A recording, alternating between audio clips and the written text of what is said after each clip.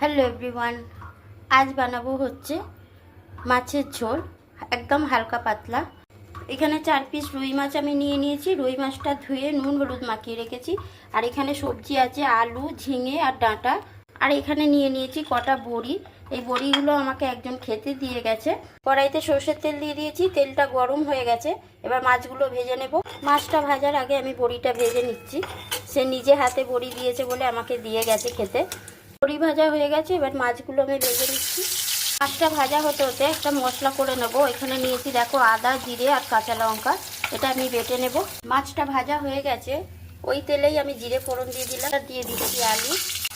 আলুটা ভাজা ভাজা হয়ে গেছে, এবার ডাঁটা আর ঝিঙেটা দিয়ে দিচ্ছি। ডাঁটা আলু ঝিঙেটা ভালো করে একটু ভেজে নেব। লবণ দিয়ে দিলাম স্বাদ অনুযায়ী। সবজিগুলো ভালো করে তেলের মধ্যে ভাজা ভাজা করে নিয়েছি। এবার আমি মশলাটা দিয়ে দিচ্ছি, জিরে আদার কাঁচা লঙ্কা বাটা। হলুদের গুঁড়ো দিয়ে দিলাম, আমি দিলাম ঝাল লঙ্কার গুঁড়ো। ভালো করে মশলার সাথে সবজিটা কষিয়ে নেব। মশলাটা দিয়ে 2-3 মিনিট ভালো করে কষিয়ে নিয়েছি। এবার মিক্সির বাটিটা ধুয়ে জল দিয়ে দিচ্ছি। ঢাকা চাপা দিয়ে ফুটতে দেব। ঝোল ফুটে গেছে, মাছগুলো এবার দিয়ে দিচ্ছি। মাছ দিয়ে 2-3 মিনিট ফুটিয়ে নিয়েছি। এবার বড়িটা দিয়ে দিচ্ছি।